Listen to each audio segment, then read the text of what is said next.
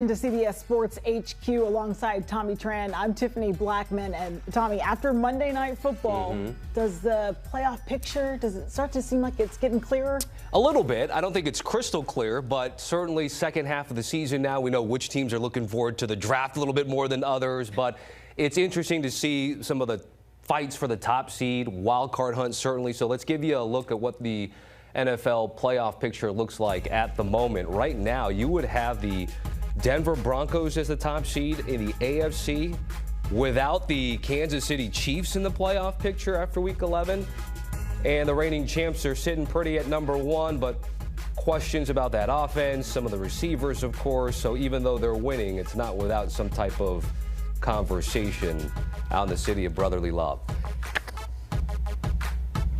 Let's bring in John Breach to talk about our playoff picture entering Week 12 of the NFL season. And Breach, when it comes to some tiebreaker scenarios, we know certainly in this new expanded playoff format, only the top seed gets the bye. If we start in the AFC, it's relatively new blood with the Broncos. You have the Patriots and even the Colts who are tied in the loss column, so a half game back. Is there a team you think that needs the one seed? What's your outlook in terms of that particular conference? Well, I do think that Denver would probably benefit the most from the one seed just because we know what it's like for a team to go in there and try and play in that thin, mile-high air, especially in January when it would be cold. So they would have quite the home field advantage. Now, when you look at how that might end up breaking down, I'm not sure they're going to get it. Their first problem is that if they end up in a tie with the Colts, well, they lost to the Colts earlier this season, so they don't have that head-to-head tiebreaker with Indianapolis. And then there's also a possibility where we see a three-way tie with the Patriots, with the Colts, with the Broncos. And if that happens, since the Patriots and Broncos didn't play each other, you throw the head-to-head result out between the Colts and Broncos, and you look at their conference records. And in that situation, the Colts right now have the best conference record at 6-1. But, Tommy, they also have the most difficult remaining strength of schedule in the AFC. So it's not going to be easy for them to keep that 6-1 going. We know they play the Chiefs on Sunday. They still play the Texans twice. They still play Jacksonville twice. We're looking at here. They still play the Seahawks and 49ers. So they have a very, very difficult slate there. And if this does come down to the Broncos and Patriots, again, they don't play each other this year, so it would come down to conference record. And the Patriots have the easiest remaining strength of schedule in the AFC. So I think New England would be my pick right now to earn that top overall seed. What about NFC? The NFC seems a little less complicated. I think I got a little convoluted in that AFC conversation, but the Eagles are absolutely in the driver's seat here. We see they are tied with the Rams at 8-2 overall, but let's not forget that Philadelphia has that head-to-head win over the Rams where they blocked the field goal, returned it for a touchdown. Well, that blocked field goal might end up getting them the #1 overall seed. And then let's say that another team gets hot going down the stretch. Well, guess what? The Eagles have head-to-head, have that tiebreaker almost over every NFC contender. They beat the Buccaneers. They beat the Packers. They beat the Lions. They get to face the Bears on Black Friday. If they win that game, that's another NFC contender they would have head-to-head over. And then you look at that second tiebreaker, which is conference record. The Eagles are 7-1 right now, which is the best in the NFC. So head-to-head tiebreaker over everyone, best conference record. The Eagles feel like almost a lock to get that top seed. All right, well, I was just looking at that schedule, and the Eagles have the Cowboys coming up this weekend, who, by the way, are in the hunt when it comes to the wild card mix. So, especially after that win against the Raiders on Monday Night Football, where they cruised by, and so they're now in this conversation. But when you look at the tiebreaker scenarios for wild card, John, can you break it down for us? Yeah, well, when you look at the bottom of the NFC there, you're looking at two NFC West teams, the Seahawks and the 49ers. And then there's just kind of a free-for-all in the NFC North. So let's focus on the Seahawks and 49ers really quick.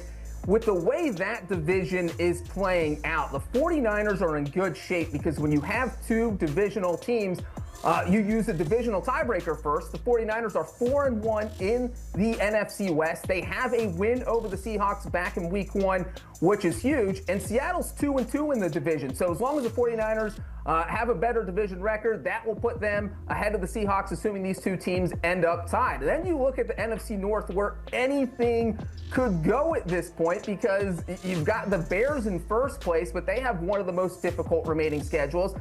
You have the Packers, who have that weird tie in there, which could actually end up helping them at the end, because if, say, the Bears, Lions, and Packers all finish with 10 wins, the Packers are going to win the division because of that tie. And then let's not forget about the Lions, who are on the outside looking in right now. And if you look at the schedules they have to play, they're going to play each other a lot over these final few weeks. You look at the Lions here. They still have to play the Packers on Thanksgiving. They close the season in Chicago against the Bears. And you look at the Packers' schedule. They still have to play the Bears twice. They have to face the Vikings twice. The Bears have only played one division game, which is a huge low number. We just talked about the 49ers, who have played 5 division games. So there is a lot to be decided in the NFC North, but I would say the 49ers are situated the best to earn a wild card spot, and then obviously the Seahawks, because they've been playing so well. So when we talk about the Kansas City Chiefs, I mentioned it at the top, right? It'd be crazy to think that they would not make the postseason. But that's where we sit with both of them at 500 in terms of their 5 wins and their 5 losses, Breach. And I know you're a stat head, so I'm not stealing one of yours here, but our research team said 2 teams, only 2, have won the Super Bowl with a 500 record this late in the season. That would be the 2001 Patriots and the 2011 Giants. So where are you at with the Chiefs right now? They're looking quite vulnerable these days. Tommy, I don't want to say it because there's a 100% chance this video will be thrown back in my face in 2 months. But I don't think the Chiefs are going to make the playoffs. I am counting them out. I think the Broncos put that dagger in and kind of eliminated them. Now, let's look at the division, the AFC West first. I do not think they have a chance at all to win the division. If you look at right now, they're 5-5. If they go 7-0, win every single game for the rest of the season, that gets them up to 12-5. Well, the Broncos then just have to go 3-3, and they probably still win the division if the two teams are tied at 12-5. So I do think that Denver probably wins that division. So then you look at where the Chiefs fall in the wild card race, and that is even more brutal for Kansas City, because you look at the teams who they could end up in a tiebreaker with. The 3 teams that currently hold a wild card spot in the AFC are the Chargers, the Bills, and the Jaguars. Well, guess what, guys? The Chiefs have lost to all 3 of them. So that's 3 head-to-head scenarios out the window.